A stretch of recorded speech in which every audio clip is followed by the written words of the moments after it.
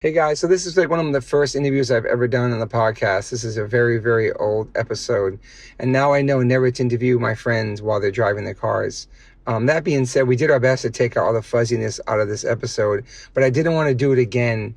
I love the energy. I love the conversation we had. I didn't want to try to go recreate that and lose some of the moments and some of the stories. So I apologize in advance if it sounds kind of weird and fuzzy. This will be the only episode you ever hear that sounds like this, because I haven't done anybody else in the car since this episode. But please enjoy this. This is Rob Vitale from Black Train Jack. And thank you guys so much for listening and subscribing to this podcast. It means a lot to me. Hope you guys like this. One life, one chance, gotta do it right. One life, one chance, gotta do it right. So I got my man Rob on the phone, my man Bob Beats. Yo, Rob, how'd you even get that nickname? Bob Beats came from of all people, Anthony Cominelli. Okay. and the Signal guys, Bob Eats is short for Bobby Eats Everything. That was Anthony's theory. Oh my God, dude. Yeah, because you know how the nicknames are with that crew. They like to make it pretty brutal. So yeah, that was Anthony's favorite thing. So yeah, Bobby Eats Everything. Now that you mentioned that, it definitely got a lot to talk to you about. But that's an ongoing theme with the New York people that I've been saying, that when I moved there, I never had that tough love, that ball breaking where they find your weakest fucking point and then dig at you all day out of love, because the second somebody would fuck with you, they'd have your back for life. But it's a New York kind of like tough love, grow some thick skin type shit. And you just said that you got your ball breaking nickname from them, but they loved you. You know what I mean? Yeah, exactly. That's what it's about. They embrace you, but it's a brutal embracing. It's like a double-edged sword. Do you think that's double-edged sword completely? Do you think that's just a New York thing, or is it like that probably everywhere? I feel like it's a New York thing. I think it's a New York thing, the viciousness of it, because they kind of look at you sideways, and then they realize, oh, you're joking. But their first instinct is like, what the fuck is this guy talking about? Like, why is he coming at me like that? Yeah. Whereas out here on the East Coast, in New York, I mean, that's it. You look to cut each other down. Yeah. And it's funny. I mean, it's funny. It's like you said, they target your weakest point, and they attack on it. They go after it. And I think it makes you maybe stronger in a sense, for sure. It's crazy because if you didn't get bullied in high school, you definitely get bullied in the hardcore scene, but with love. Yeah. Oh yeah, totally. Totally. I know most listeners won't know, but you would know. Squirm and Ducky. Look at those two. Yeah. Those two, those two almost kill each other on a regular. Squirm and Ducky work together. I know. And Squirm will be at his desk, and Ducky will look and go, "Hey, Squirm," and he'll pick his head up, and next thing you know, there's like thumbtacks flying at him. Oh my and he'll God. just start laughing that he threw thumbtacks at his friend's face. Still, that's how it is. Yeah, and still That's to how it this is. day, as They're grown crazy. men too. Yeah. Grown ass men with kids. Yeah, like 50 fucking years old. Yeah. So they do. So how did I meet you? What year did I meet you? Was I living in DC and I met you when you came down with somebody? Or I met you in New York. I met you through the Token Entry guys. I just started roadieing for them. Yeah. And you maybe had only like one or two tattoos at the time. Yeah. That's believable. Now you're just like one giant tattoo. Exactly. But back then you only had one tattoo. You had dreadlocks, and I didn't really know who you were, but you were like tight with all those guys, and I met you that way. I think I met you first at City Gardens, believe it or not. That makes sense. At Token Entry show at City Gardens. Yeah. And that had to be about, I'd say, 89. 89. And so how did you find this music, and because you're living in Long Island, I know you have a brother. I wasn't sure if your brother was into that type of music, but how did you find punk rock and hardcore yourself? Well, yeah, it was weird. My brother was a classic rock guy and hated anything that wasn't classic rock, like Frank Zappa and Jimi Hendrix. And I grew up, on Long Island where there was a lot of that stuff. And I remember as a kid watching Sha Na Na. Sha Na Na was a TV show that was like a doo-wop group. Yeah. And it was like a variety hour. And they had the Ramones on. And here's these guys in black leather jackets and just playing this fast fucking rock and roll. And I looked at my mom and said, I want to know about that. Who are these guys? Mm-hmm. My mom didn't know. She didn't know. Yeah. but I needed to know more. And then, I was a hip hop kid pretty much. I big hip hop, Don't Stop, Beat Street era. I mean, that was my whole thing. Yeah. And I listen to all sorts of music. I mean, I grew up listening to classical music, singing classical music and everything. So if I liked it, that was it. But the underground thing, through hip hop, I started learning about punk. Yeah. And then the punk kids at school, the punk rockers at school, and be like, that kid looks fucking dangerous. Like, he looks cool. Like, I want to know about that. Yeah. And that's really what it was. I was kind of like following them around. I went to the local record store that all the goth kids and funk kids hung out at. Yeah. And I walked in there, and they looked at me like, what the fuck are you doing here? And I was looking at them going, what the fuck am I doing in here? But, yeah. But I tell you, the first omen was that I knew I was hooked. Is the one kid had 7 seconds painted on the back of his leather jacket. Yeah. And I was like, what the hell is 7 seconds? And that was it, man. That was, I'd say that was like mid 80s, Yeah. And I didn't really know too much. And then I found out Ludacris, the band Ludacris from Long Island. Yeah. They were only the next town over. And one of the guys from my neighborhood played guitar, Joe Butcher. He played guitar in Ludacris. Oh, shit. So in talking to him and meeting people, yeah. I mean, we used to cruise around in his van. His van didn't even have seats. But we were like little skater kids. And we used to go cruising around, and he'd, hey, check this out. Or he'd make you a tape and be like, yeah, listen to these guys. Yeah. And another odd connection was my brother's friend.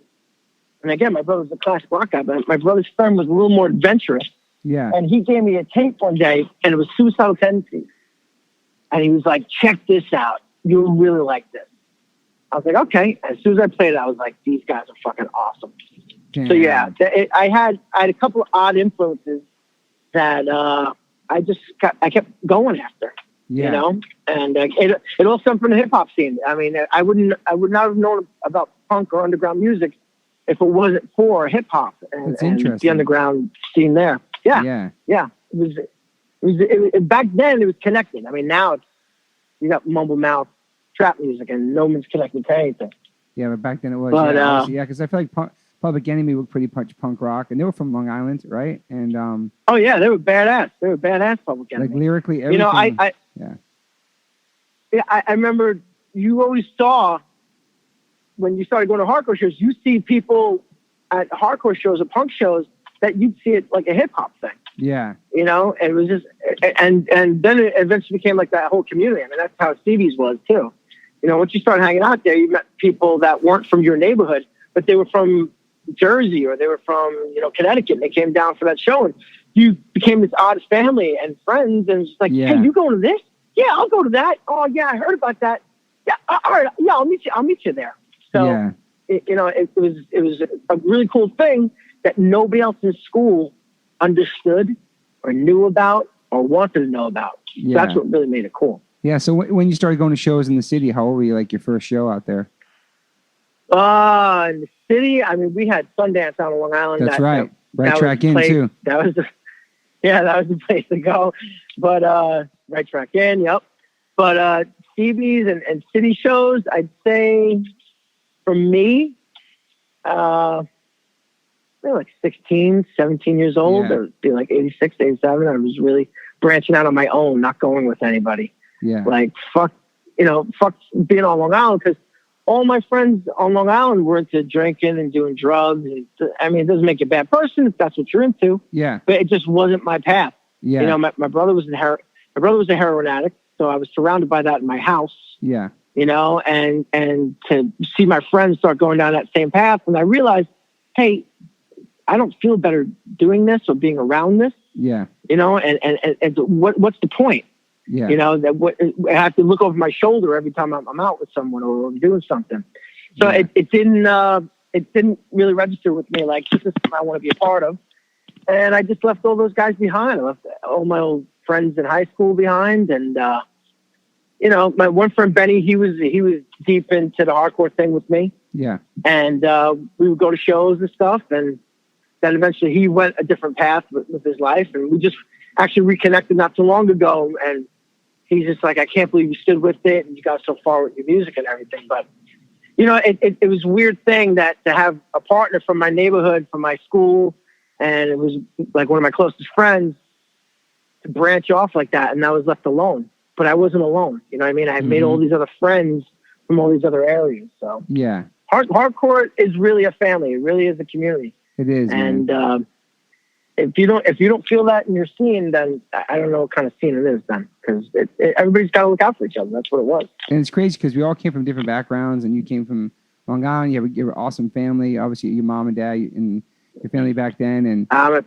my parents love you. Yeah. My parents love you. And there was super like always having people over to eat and all that stuff. And it was like a home away from home, because I was a transplant, obviously living in New York, and there were a lot of transplants there. But regardless of our homelands, everybody came to the city or whatever to the shows, and it's crazy like how impactful those times were and how they stick with you your entire life. Oh, totally. And those are sort of the best times of my life. Taking a train in by myself into the city and then getting on the subway, and I don't know what I'm gonna see, because anytime I ever went to the city was with my parents. Yeah. Yeah. Or with a group of friends, we all took the Long Island Railroad in, and then we went to go do whatever nonsense in the city. It wasn't anything in the city part of town, like the Lower East Side. Yeah. It was never on the Lower East Side. You did. So for me to be roaming around down there, this dopey kid from Long Island, like trying to check shit out, it was a whole new world, and I was hooked on it. I was hooked on it bad. That was the bad part, because I just wanted to hang out day and night, and never come home. And I like there was an element of like, it was scary, it was dirty, it was smelly, there was this part of being down there that wasn't good, it wasn't good, but it was, when you were there, you just felt like, I don't know, it wasn't scary once you're in it, but from an outside perspective, and just maybe first time going, like, this is fucking crazy, what am I doing down here? Especially like CB's and just the area there too is just like super sketch. I remember getting off the subway, and this is how I knew I wasn't in Kansas anymore. I come walking down towards CB's, and there was this lady, and I'm guessing she was homeless, or I don't know, maybe just on drugs, but she's standing there between two cars, and I'm just walking, not thinking anything of it. And I see her, and she squats down, and as I'm walking past, she's sitting there taking a shit. Damn. Like between two cars. Now, I got to tell you, on Long Island, that doesn't happen too often. It really doesn't. It was just one of those things like, oh, she's just taking a shit just like that. And she pulled the pants up, and off she went with her 40 ounce, Damn. And I was like, okay, this is like reality. This is like New York. Like, I'm in the city by myself. And then you start wondering, like, am I going to get killed out here? Like, what happens if shit goes crazy? No one knows I'm here. Yeah. So, no phones back then. None of that shit. No cell phone. You had cell phone. You didn't have no fucking cell phone. Hell no. It's crazy how that worked too. Like, just like, oh, see you at the show, and then like the next day or two, be at the show, and I'm actually there. It's like no like texting. Are you on your way? None of that shit. Like. Yeah. It's so. Yeah. Different. It was. You were there because you had to be there. Yeah. You were there because it was your calling to be there. It wasn't just like something you stumbled on, like, oh, look, it's a club, and there's all these crazy looking people, and these big guys with shaved heads that are all tattooed. So you knew why you were there. Yeah. And the each time you went, you wanted more. Yeah. It's so weird, man. One of my first shows was a token entry show, and I wore this was before I started roadieing for them, and I came home. And I had a footprint going up my chest, like the toes pointed up towards my chin. It was in the middle of my chest. And I'll never forget, my mom's like doing laundry and stuff, and she looks, and I'm just a kid, and she goes, what the hell? She thought I was in a fight. I was like, it was incredible. I had blood on my shoulder, a footprint in the middle of my chest. Damn. But you were hooked on it because it was just fucking insane. It was just craziness. Somebody had walked on you. Yeah, I got my ass beat, but it wasn't. It was you throwing people up so they could get up on stage, and you were in the pit and getting knocked around, and it was just too fucking awesome. It really was. And so, it really was. What year did Black Train Jack start? Black Train Jack started out of the ruins of Token Entry. Token Entry would do a thing at the end of each show once Brian and I were roadieing. where I would sing, Ernie would play guitar, Timmy would play on drums, and Brian would pick up the bass. And we would do a couple of cover songs, maybe like an Angry Samoan song or something. We'd just blast out a couple of jams, and that was it. It was like a little encore.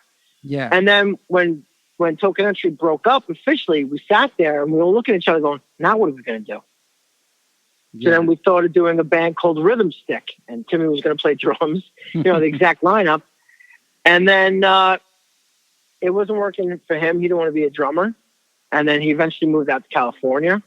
And Ernie knew of this guy from his neighborhood, Nick. Yeah. That was from Astoria. And all Astoria guy who knew Walter and all that whole crew. Yeah. So like basketball in the neighborhood. He wasn't even a hardcore guy. He just knew people from the hood. And ditto from Gutter Boy and all those guys. So it was an easy transition for Nick to come into the band. And that's how it started. Started back in 90. We all started talking. In 91, we rehearsed. 92, we had our first record deal. Yeah, crazy, so 90. Man. It's crazy. Yep. That was Roadrunner, right? Roadrunner Records, yeah. Hawker Records, wasn't it? Hawker Records. Well, we were Roadrunner. John we weren't Bello, Hawker. Token Entry was on Hawker. Yeah. No, Howie Abrams signed. Howie Abrams, okay. I thought Bello was like some guy from Hawker, yeah. Yeah, John Bello was from, he was from Hawker. Okay. But, like I said, he dealt with Token Entry, but after they broke up, then, we were just doing random shows here and there, and Howie picked us up and signed us to Roadrunner. So for coming out that time, it was such a different time for New York, especially the sound of Black Train Jack was so melodic and you know what I mean, like, and so upbeat.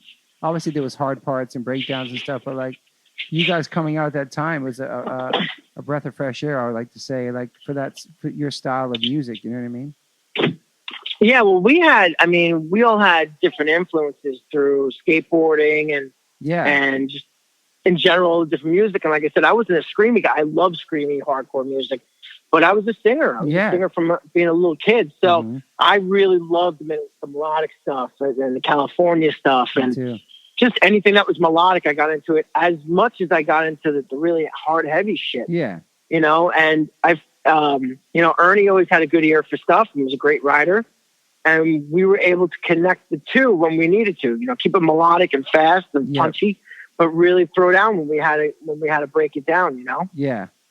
So that was the philosophy. We listened to a lot of Henry Rollins at the time.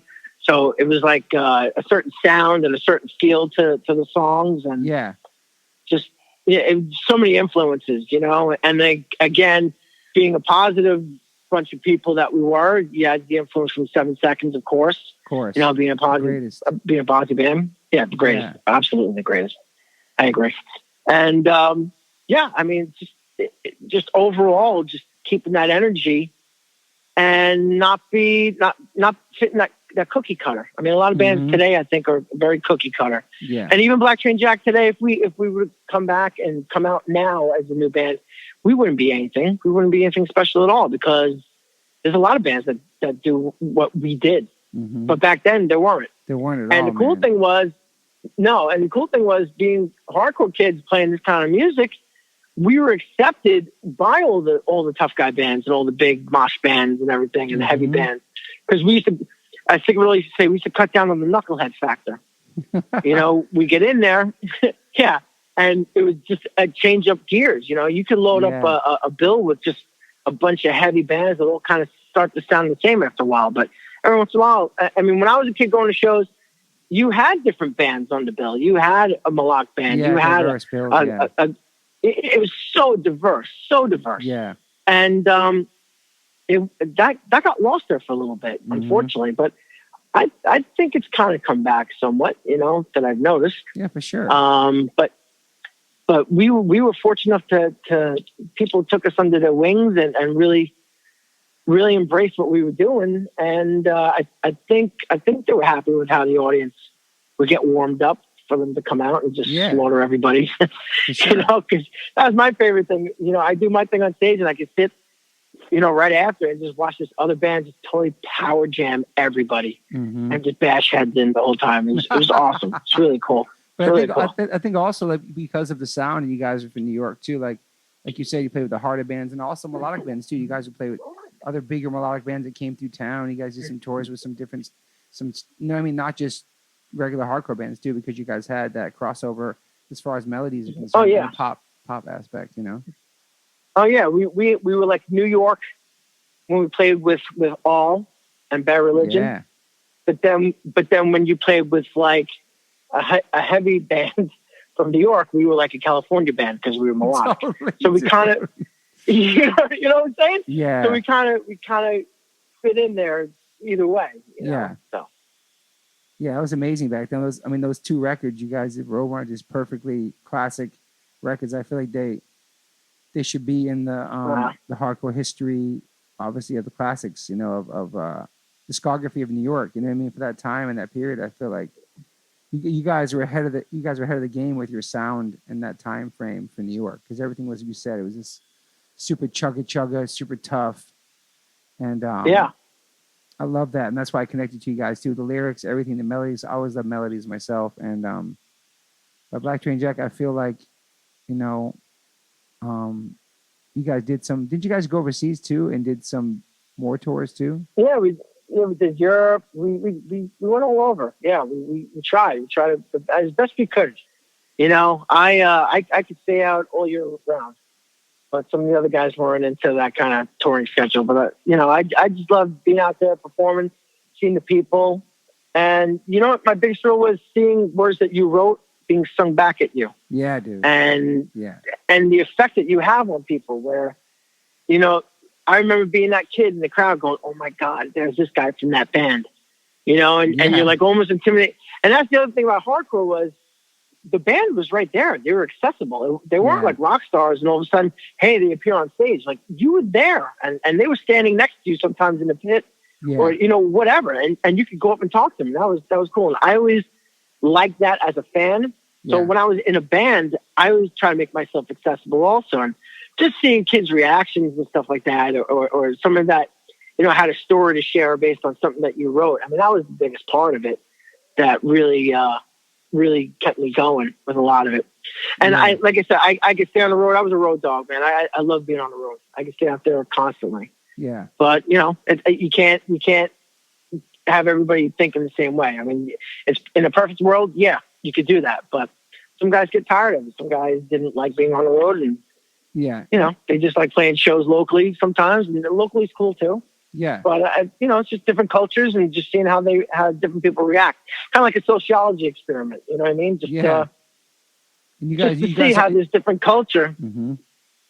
how this different culture, miles and thousands of miles away, reacted to the same way someone from, you know, your same city would react. Yeah, it's crazy to see the effect of the music, awesome. and how it transcends the different cultures and stuff. And it's especially when the shit wasn't on the radio or nothing. It was just straight up underground. Just people still got it and connected to it. I love that. And that's the other thing. It's not on the radio. Yeah. It's not on the radio. This stuff isn't on commercial radio. It was in college radio if you were lucky. Yeah. Otherwise, it was word of mouth or a lyric sheet. You know, thanks on a lyric sheet, and people would try to find your music. Yeah. And there was no internet, so it wasn't like you were Googling who is this band, you know, like 100%. You could do today. Yeah. Yeah. So, I mean, again, if you want to know about that band, you did your work. You know, you put your work in, and you found them, and you made it your own. Yeah. I love that. I mean, look at you. You're traveling all around the world, H2O, and I get fans that hit me up, you know, that you were in their town. Yeah, that's crazy. Because I'm friends with you. You know what I mean? It's just like, that's awesome. Yeah. I love to see my friends move forward and prosper and do all that great stuff and spread the word, spread the message. Yeah. You know what I mean? Not just a hardcore message, but a good positive message. Yeah. And I mean, that's what you guys are all about. Yeah. But to see that going in these places that you'd never dream of playing this underground music that was still to today, it's like, it's underrated. It's not noticed. Yeah, it's you know, as big as we think it's gotten, mm-hmm. it's still unnoticed. It's still our private thing, still kind of. It's crazy because people think, "Oh, punk rock, it's huge. It was on the radio, it was on MTV. All those other bands that blew up and get really big." Yeah, they did for them, but there's still a bunch of us who never, you know, obviously their sales and their success helped us tremendously in punk rock and hardcore. All the success of those bands that I love that actually had that success and sold those records or on TV and all that stuff. It only helped trickle down to us. But yeah, it was still underground. It's still like when you try to explain to a fucking flight attendant in 2019 on a flight, you go into Europe, what kind of music you play and what your band's called. Like, oh, I never heard of you. Cool, you don't have to, but we're going to play shows to people who actually heard of us. That's okay. You know what I mean? It's That's like, okay. I'm flying to Japan right now. You don't have to know. it's Don't worry it's about crazy, it. like trying to explain that shit and as an adult and all that, and just. But what I liked about you guys too, and you always been working class. You always held a job down, even when you were doing music and stuff. You always maintained that. I thought that was amazing, man, because some of us didn't have plan Bs. You know what I mean? You were doing music, Yeah. but also you had a real shit with like a 401k, retirement plan, all that shit, which is amazing. Yeah, I did school, and then they gave me an ultimatum on the second album.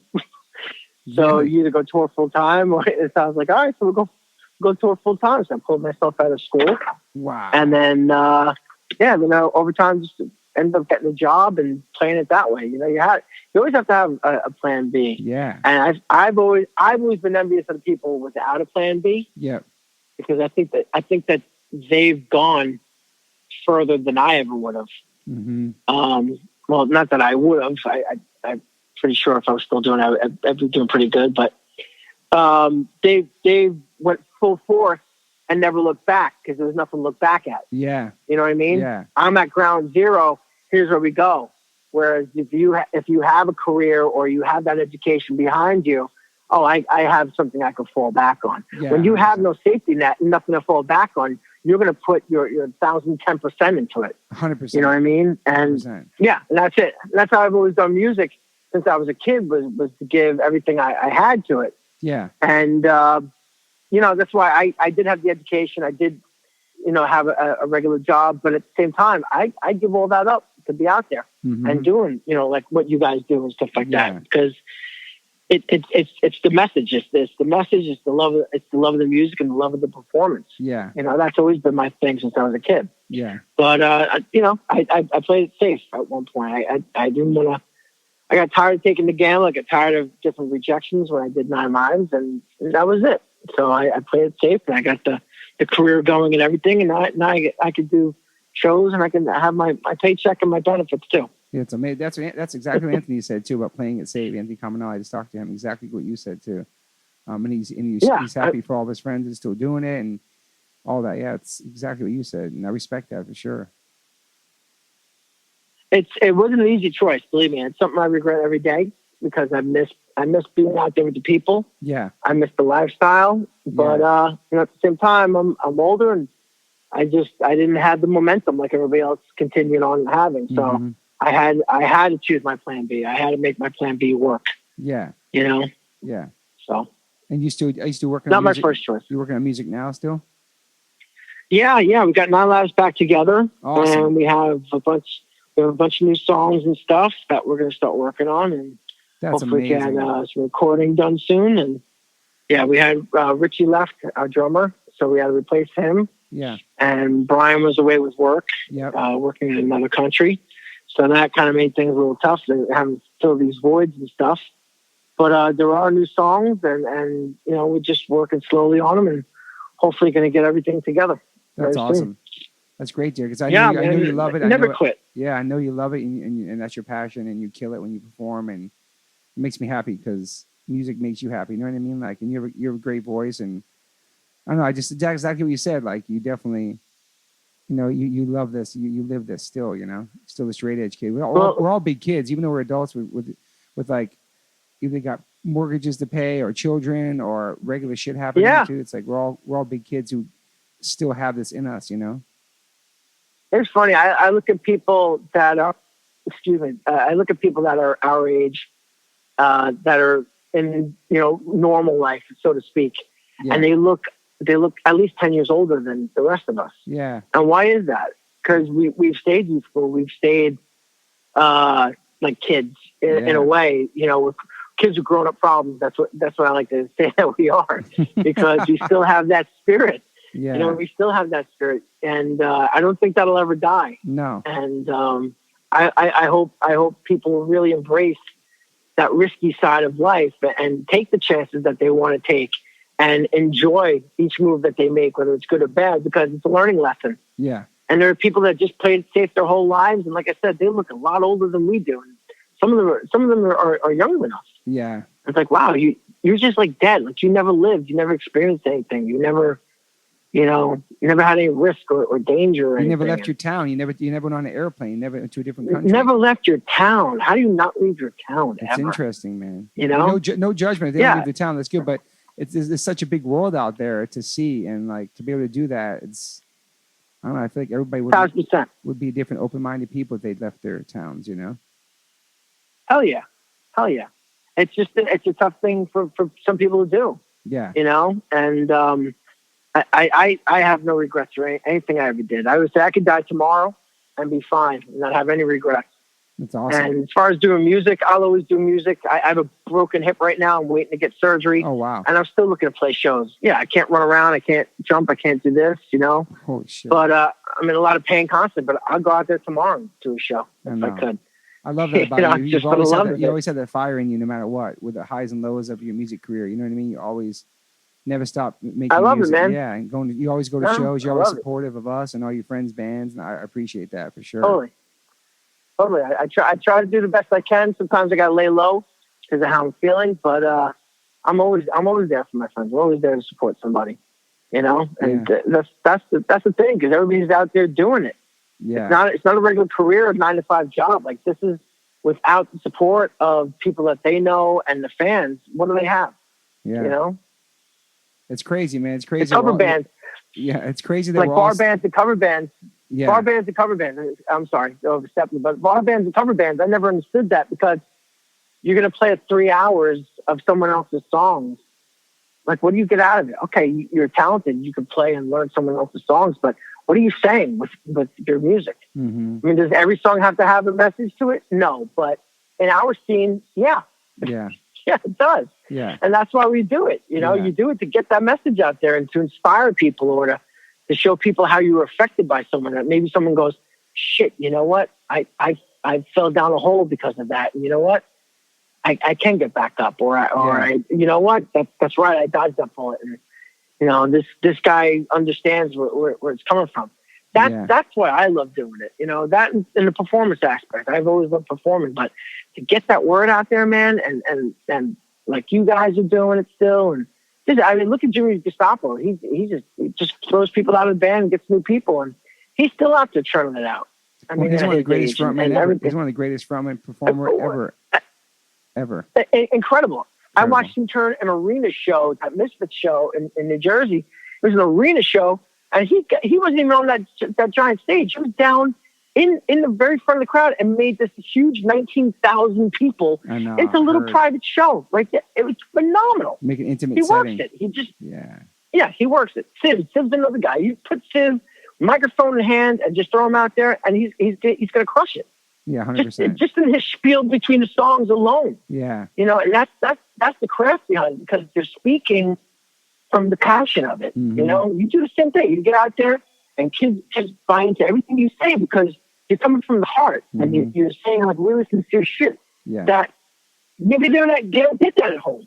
Maybe they're looked at as goofs at home or in their school or whatever. Yeah. You know, and they hear someone that they can look up to, that's relating to them or talking to them and not down at them. Yeah. You know, and it's spreading some knowledge or some inspiration to them that they don't get from anywhere else. Yeah, I agree. And that's I think a lot of people just lose sight of that just doesn't say on the show. No, you gotta realize all those people that come to see you, they're there for a reason. Yeah, the songs are good, but there's something that connects to them, and you're connecting with them. And it might be their first time. It might be the first time at a show, or first time seeing you. You never know. Yeah, exactly. Yeah. I was working. I lost my job in the school district. Something stupid I did. And I had to get a crappy job. I ended up working for the IRS. And I was there. And this girl used to wear an H2O shirt like every other day. The IRS? And one day I caught her in the hallway. Yeah. And so one day I caught her in the hallway. I said, "Are you a big H2O fan?" And she goes, "Yeah." Like I had 10 men. I'm all tattooed.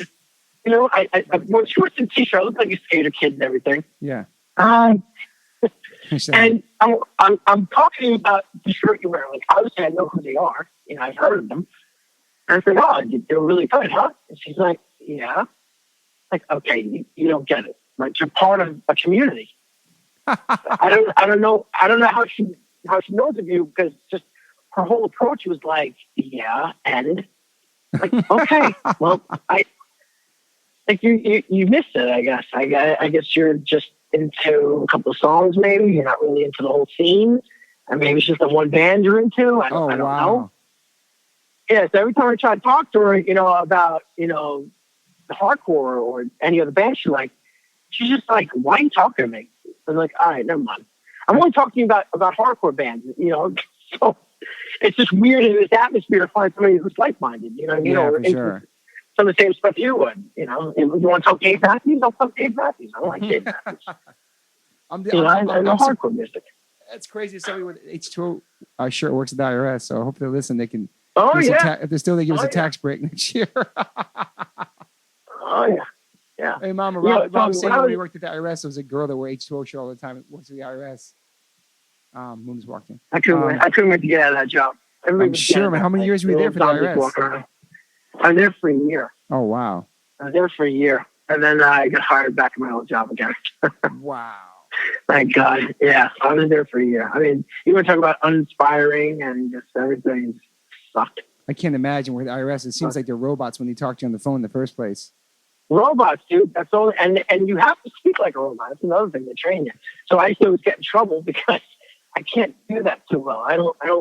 Not that I don't follow rules, but yeah. I can't do that. I was too personable. And they say, you were doing good until this point. And they review your call. Damn. I don't know if you know that. They tape everything that you do, and they put cameras on you. So they would do these weekly reviews, and they'd say, oh, you had a call on this date. Tell me what you did wrong here. And you go through the procedures, and they go, here, you did good until you said this.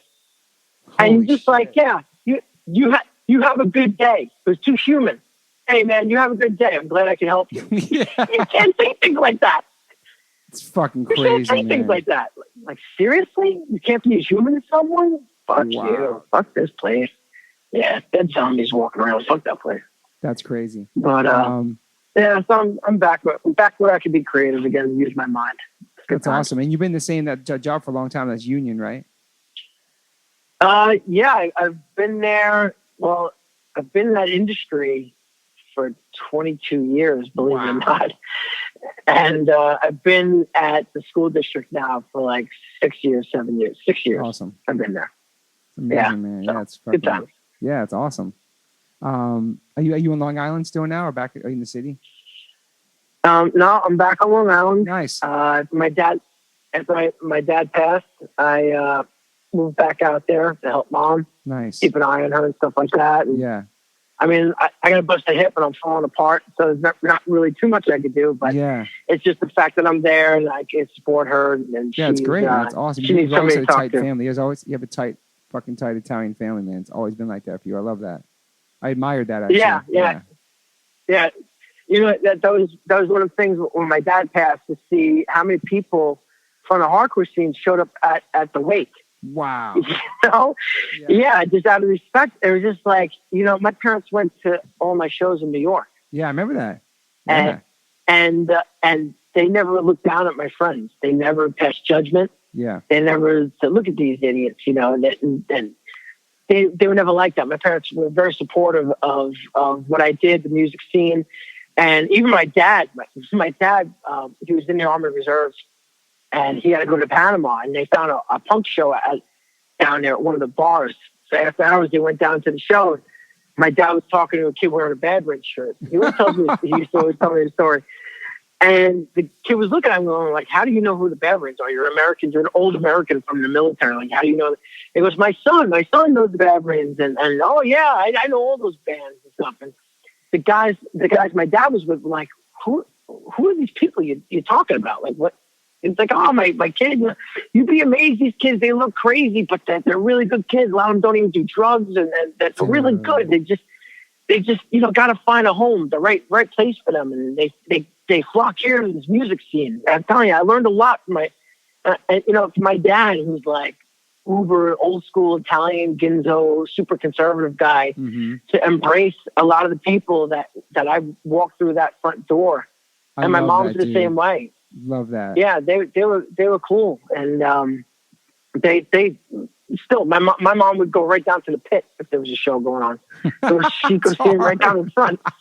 Oh, she was crazy. She was crazy. That's amazing. She goes, "Why? I'm trying to see. I gotta see the show." And people were like, "Mrs. Vitale, you can't be there." And you're like, "Ah, leave it alone. I'm okay." Oh yeah, they were crazy, man. They were all about it. But they supported my friends. They supported what we were doing because she knew we weren't doing anything fucking wrong. Yeah. That we were doing the right thing.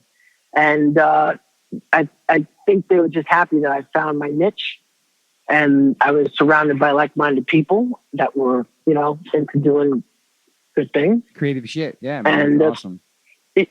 Yeah. And like I said, when my dad passed, just to see people that showed up or sent letters or flowers and stuff, it was completely mind-blowing because to realize that person made an impact on people in the hardcore scene that meet thousands of people all the time. Yeah, man. So that was tremendous for me. Yeah, that's amazing. And a lot of people now see coming from like broken homes or bad home situations and stuff. And I didn't have that growing up. The only disruption was my brother. Yeah. So I didn't really have the bad situation, home life with my parents and fuck you mom, fuck you dad, or dad was living with his girlfriend someplace else. I didn't have that. So again, to be a different type of misfit coming into that scene of broken people. I mean, I had my own dysfunctions, you know what I mean? That I was able to mold into that realm. And I don't envy anybody that's stuck on the outside and has no place to go. It's really tough. And I was fortunate to find a hardcore scene and a hardcore family and all that stuff and be welcomed in with open arms. Yeah. And, when I see judgmental people in the hardcore scene that like to push people away, it's like you missed the whole idea of what the whole thing was about. Exactly. Whole point. You missed the whole fucking point. Read any of the lyrics or nothing. Yeah. Nothing. Yeah. It's bigger than mosh parts. Yeah. Hardcore is more than mosh parts. Yeah. It is. It's true. It is. It's more than kung fu fighting and mosh parts. It is. It is, dude. It was always for me and you, and always a lot of our fans. It was music and the message, man, for sure. I was just going to say, the famous quote, "Music is the message." Yeah, man. It is. I mean, every song has something to do with something. Yeah. It's not just nonsense. And I think that's why we connected too, because it wasn't something you get a message like that from the radio or top 40 at that time. It was a different message. It was a message that connected with you.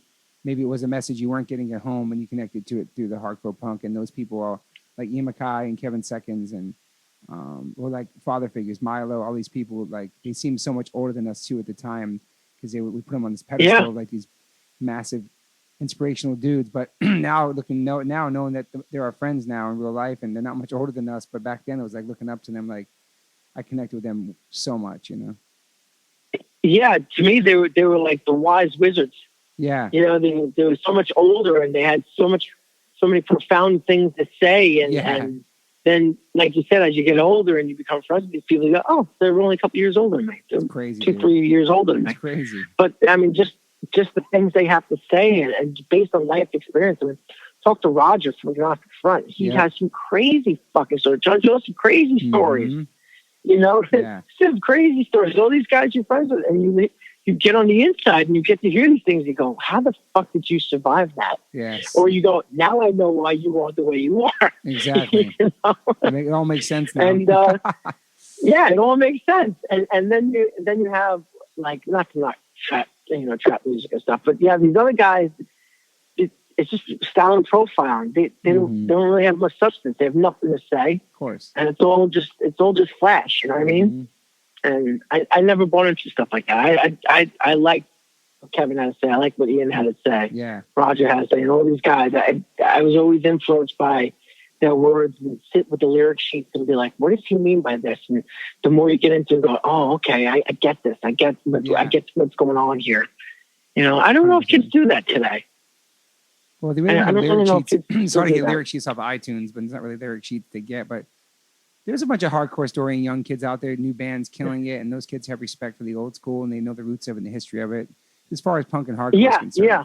But I'm not sure about any other genres, There still are a few really new bands out there that surprise you. Yeah. And you go, wow, these guys are on fire. Like they believe what they're saying. And they get it. Yeah. Sure. They're not just saying words and, looking tough for, yeah. Here comes Big Mosh part again, like they actually have something to say. They're on fire, man. Love that There's shit. still some spirit out there. Yeah. Spirit Sure. of youth is still alive, man. Totally. Always will be. Well, thank you for being on the podcast. Thank you for everything you contributed to music and inspirations in my life, and those early times meeting you and hanging out, all that stuff with our token entry necklaces, our Black Train Jack necklaces, all that, man. All those memories are important to me. And, I came to New York as a transplant, met all you guys, and was part of the family after that. And so it's awesome. We're all around still, and we're doing our shit, and we're all still connected, Well, thank you. It was my pleasure being on this. It was my honor to be asked to be on this. And I got to tell you, the same words back to you. I mean, I've known you forever. We've had our ups and downs like anybody else. That's what family does. But I got to tell you, man, you just keep reaching for it. You just keep striving and just keep reaching for it. I don't think you'll ever be stopped. And I hope that you never get stopped. Thank you. All right? Thank you, brother. Great talking to you, Rob. All right, Thank brother. you, man. I'll talk to you soon. You be good. You too, brother. All right. Bye. Bye-bye. Hey guys, thanks for listening. Please rate, review, subscribe. If you haven't subscribed yet to this podcast, please do that. And whatever platform you are listening to this on, I'm glad you found me. You can rate me and review me on there also. So thank you guys sincerely for the support. I cannot wait for you guys to hear the next one.